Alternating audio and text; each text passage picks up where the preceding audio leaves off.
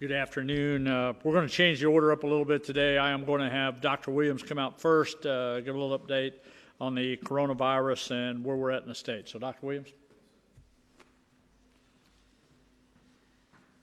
Thank you, Governor. I feel like I wouldn't be doing my duty if I didn't remind people of the importance of social distancing in all things.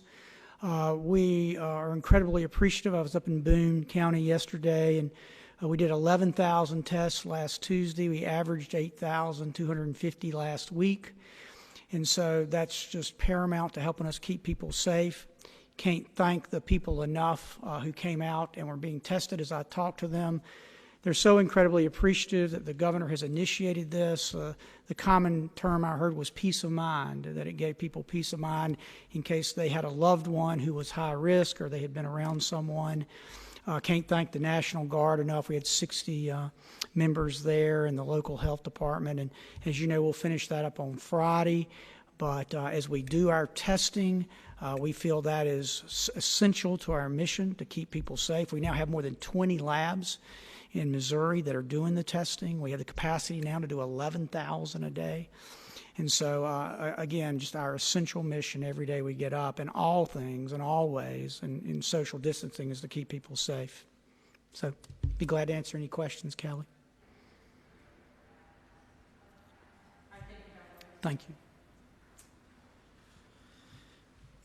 All right, again, thanks everybody for being here. Let me start off. We're going to talk about the civil unrest today.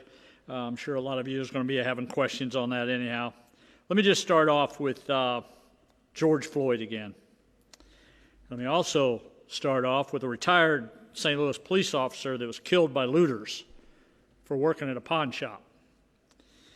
Let me also start off about 4 law enforcement officers that were shot last night, along with a number of other people that were shot last night across the state of Missouri. We have to change our ways of this society. George Floyd should have never died the way he died. He should not. It wasn't acceptable for what the officers done, and they need to be held accountable for that, is what happened. Nor should that retired police officer that died last night. The people that shot him should be accountable. And no, they're not protesters. They're criminals and they're thugs. And they need to be held accountable. And hopefully they get hunted down for the people that done that for last night. Because it has nothing to do with protesting, has nothing to do with George Floyd. It has to do with criminal behavior. Today I went to St. Louis,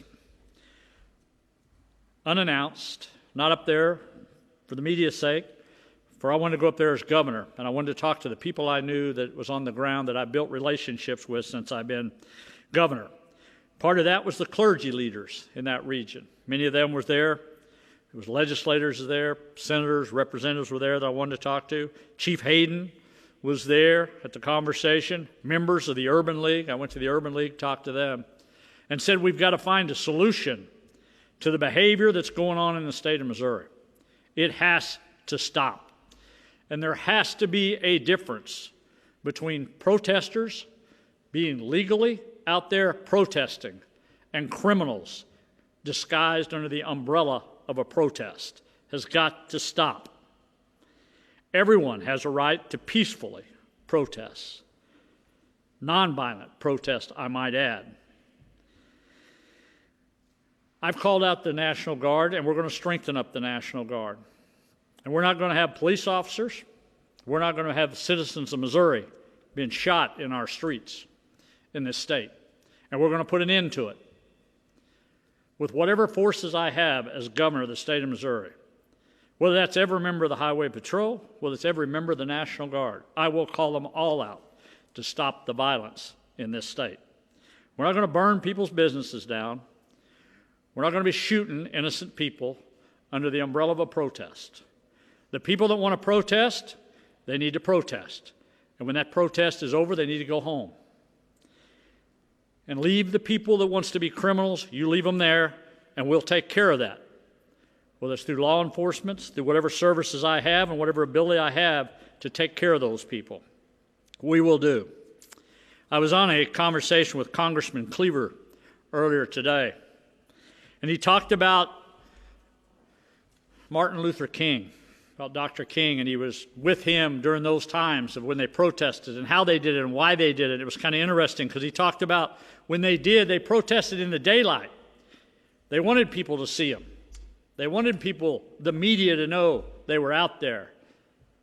And they wanted to have people be able to speak. That was so important to march. They didn't hide under the darkness, under the covers of darkness to commit crimes. They did not. And this needs to come to an end. And there's no better place in the state of Missouri to make it come to an end, because we're not going to allow people to be shot and killed in this state. I'll use every resource I have to put an end to it. And for people that want to demonstrate and they want to tear up property, they want to throw bricks and they want to throw rocks at officers, those officers have got families too, just like the victims we're talking about, just like George Floyd had a family. But law and order has to take place in this country for us all to survive. And we will commit to the local law enforcement. I will give them all the resources I can possibly give them as a state, from the governor of the state of Missouri. I will do that because I'm not going to put up with total chaos in this state. We're better than that. We're better than that as citizens of Missouri. And we all need to take a little accountability. And I don't care whether you're an elected official, whether you're an everyday citizen, whether you're mom, whether you're grandma, whoever you might be.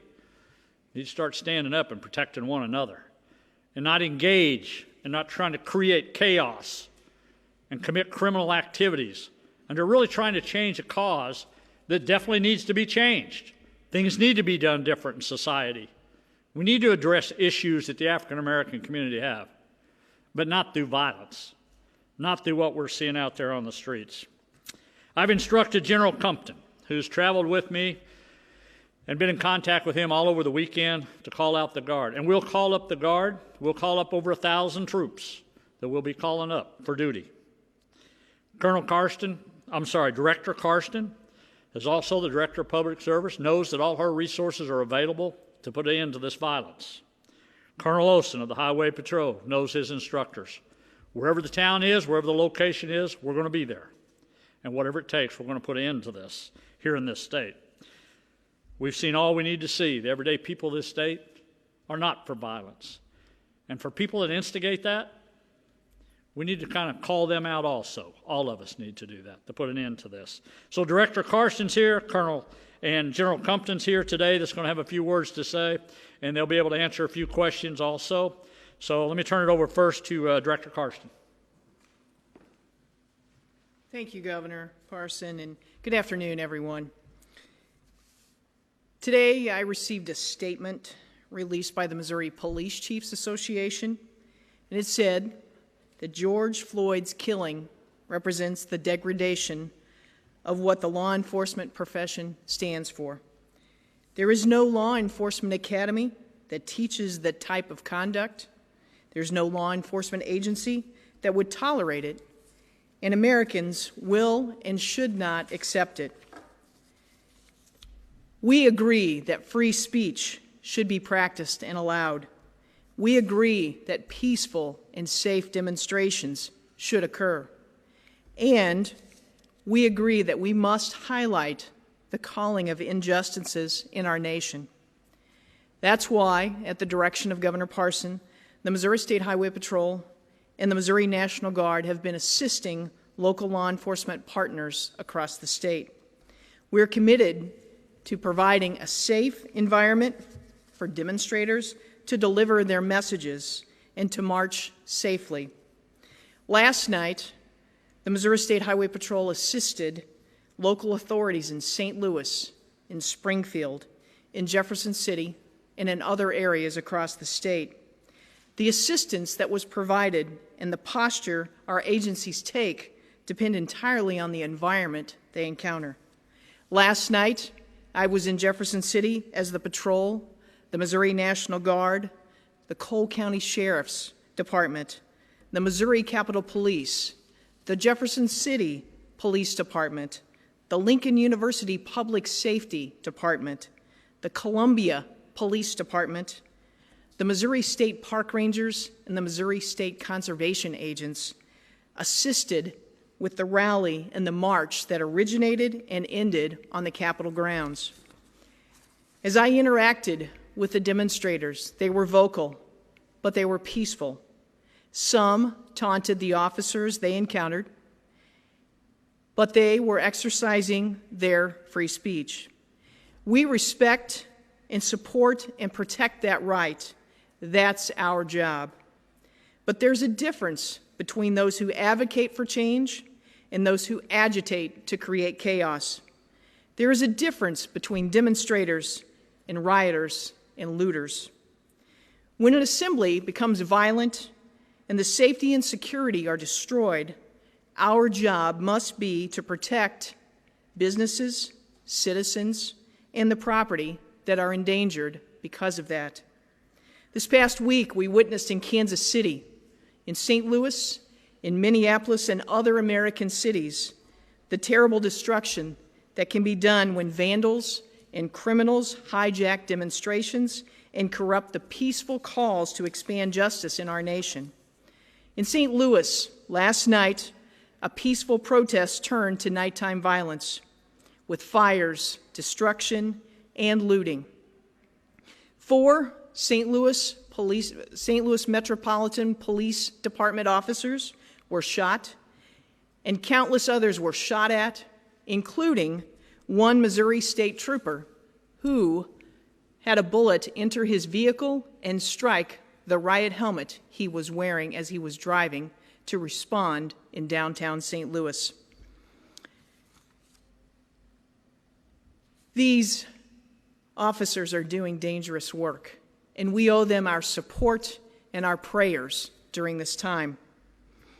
After talking with the clergy today and the demonstrators last night, as well as community leaders in Kansas City and St. Louis, I firmly believe 99% of all of us do not want to see this violence and destruction in our communities.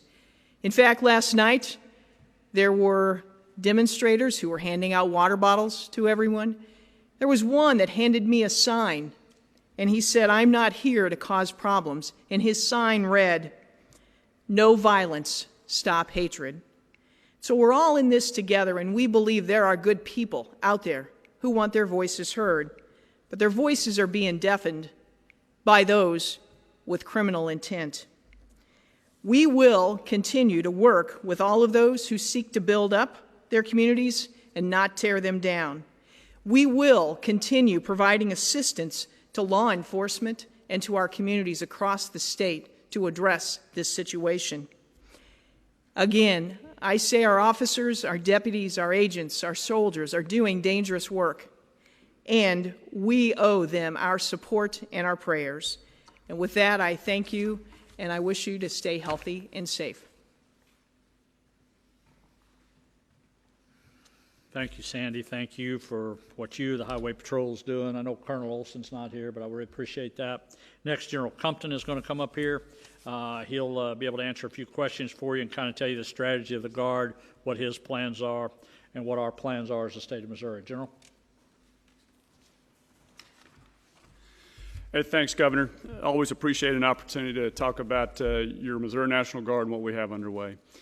Hey, so we still have, we have 2 big efforts underway right now. We still remain deeply engaged in the COVID-19 effort.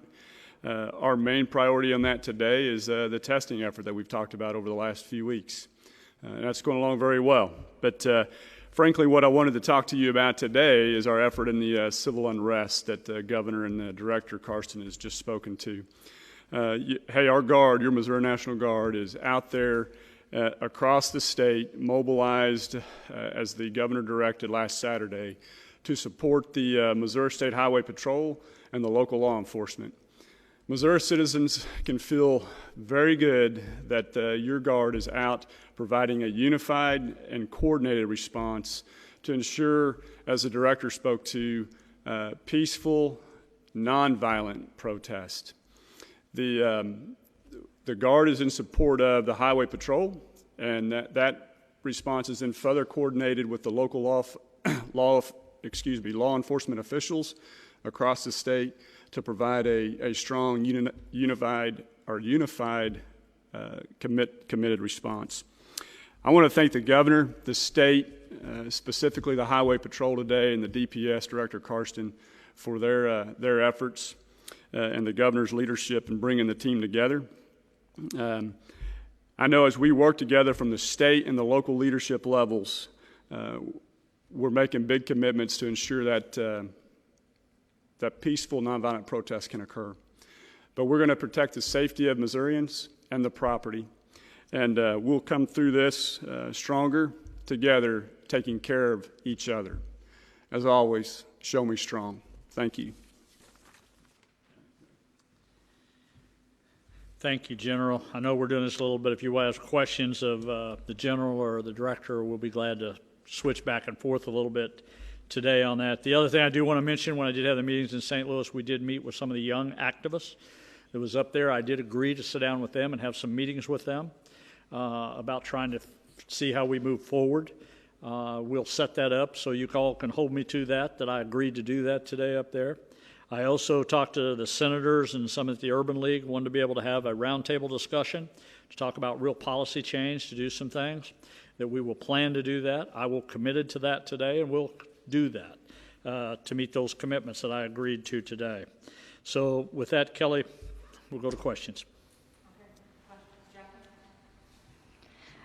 Governor, as you said today, you're willing to use your powers to crack down on these looters and rioters, but what specific actions are you willing to take to address the entire reason for these protests, the systematic issues between people of color and law enforcement? Yeah, just what I just told you a while ago. We talked about those things today to make agreements to sit down at the table and come up with real solutions to try to figure out how we can change things. That has to be part of moving forward. It has to. But you have to do two things. One, you got to stop the criminal activity first before you do anything, and then you're going to have to sit down there and find a plan that everybody's sitting at the table and has input into to see how we change society. And I'll make a perfect example of that. Since I've been governor, there's over 31,000 people that was incarcerated in Missouri prisons. Today there's like a little over 25 to 26,000 because of reforms we've done. A lot of that was African American that was in there, or African American women that were in there, making real changes that make a difference. And again, that goes back to working with some of the African American community in St. Louis. We'll continue to do that. You got to keep doing it. This is not going to be a simple solution. When you sat down with the young activists today, did you come up with any solutions? Did you talk about any policy changes specifically? You know, right now, no, we did not. We agreed to sit down at a table to have a meeting to come up with a plan of how we're going to address things and issue. Right now, the one thing we all agree on, you got to stop the violence. That's the main thing we need to be talking about right now, that everybody in the rooms, at every location I said, they all that I talked to are in agreement. Once this legal protest is over, then the crime and the violence needs to stop. Everybody's in agreement with that. Would you It's been a month since you reopened the state. What are your thoughts looking back? Yeah, I think it's good. I think we're trying to move forward. You know, which is a good point. You know, one of the things we also talked about up there today, the clergy, that some of them, one of the bishops up there, I believe, was very concerned that people were forgetting about COVID-19 with everything else that was going on. COVID-19 is still out there, still concerns about it. Even all these groups you're having right now. That ought to be a focus that we should all be talking about, the risks that we still have. COVID-19 is still out there, and we've got to deal with it. So there's definitely a risk when these protesters are out there in a close area they're at. You know, it's still there. We got to deal with it. So I would ask everybody to kind of keep that in mind moving forward. And again, we're going to do everything within our powers that we can to make sure people get tested, to make sure people are aware of that. I keep saying that all the time. So, but good question. Governor Parson, what's your message to the people that you call the thugs, the looters in St. Louis? What's your message to get to them? Well, they're criminals. They need to be held accountable for it. Just like that police officer in Minnesota. He needs to be held accountable for his act. You don't get to go out and commit crime because you're upset at something. You know, if you take away the rule of law for all of us, you know, our society will fold in a second if you don't keep law and order in there, and you have to do that, you know. So all I'm telling you, you know, looters and criminals, you know, you get what you deserve sometimes, and I hope they get caught, and I hope they're prosecuted, and nobody makes excuses for them. And especially, I would say this on my own self, this is me personally talking, if you're from out of state, you're coming to this state to commit crimes, I hope if there's any way to throw the book at them, we throw the book at them. They ought to be prosecuted to the highest elements of the law. Governor, do we know any more about the source of these attacks? Some people feel that this is more orchestrated than random. Is there something or a source for where this is coming from? Yeah, much more, much more. I think if you go back to the Ferguson riots, a totally different game plan that was taking place then versus today. This is much more organized, and I'm sure we're looking at that now. I know the FBI is looking into it. We're looking at it on the state level. Through all the resources we have. But this is organized crime is what it is. And when all of a sudden you've seen pallets of bricks show up or pallets of blocks that show up, you're having a strategy where dumpsters are, where you pull them out and you set them on fire. They know to try to burn police cars because it gets more of the media coverage on that. And their main focus is try to get to the police stations or the law so they can disrupt the services there. So, yeah, this is an organized effort. I mean, they have a plan of how they do sweeps. They have a plan of how they attack police officers. This is totally organized. This is not like it was in Ferguson 4 or 5 years ago.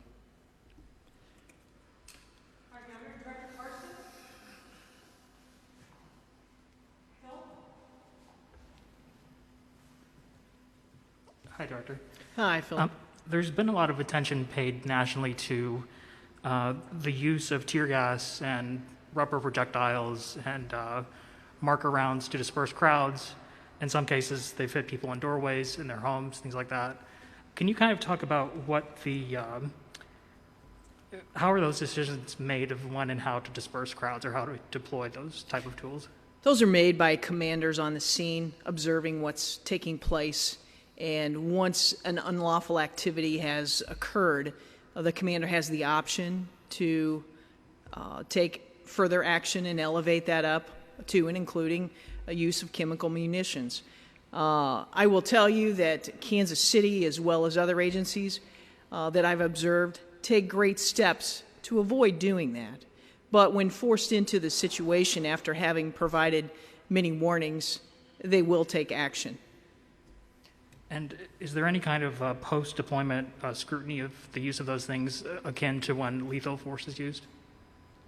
There are after-action reviews on some of these activities, and many agencies will conduct a debriefing afterwards.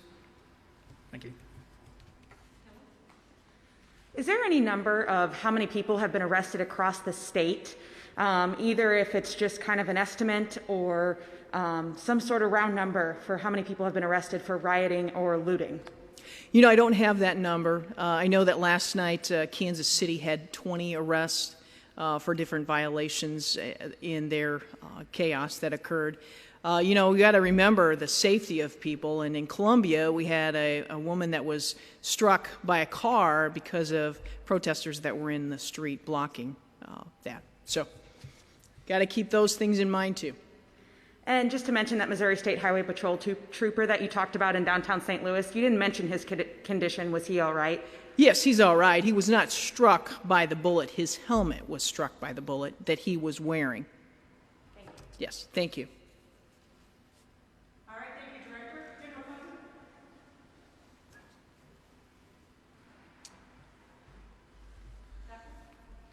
Counsel?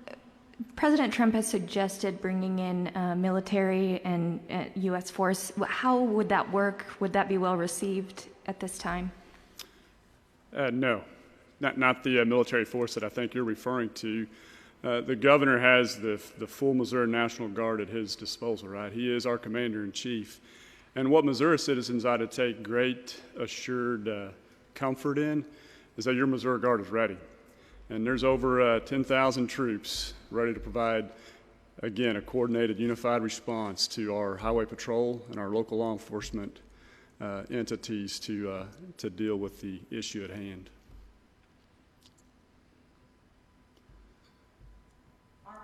I might add, we appreciate the president's approach and the fact that he supports downplaying the civil unrest. He doesn't appreciate it either. Thank you. Yeah, let me just finish up here. And some people will probably say, well, he's too harsh, he's saying things. But let me just tell you from experience that I've went through. I've lost an officer in the line of duty.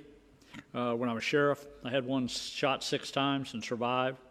Still in law enforcement today. I had a brother-in-law that lost his life as an EMT, working in an accident. I've worked more homicides than I care to remember, to be right honest about it. And I do know this, whether you're white, black, whatever color your skin is, life is precious to everyone. And when it gets ended in tragedy, when it gets ended in violence, it is not who we are as Missourians. It's not who we are as Americans. And we all have to address this issue to stop it, because all of us deserve a chance, no matter where you live, no matter what color your skin is, and we're all accountable for our actions when we don't abide by the law. Thank you all very much. Thank you.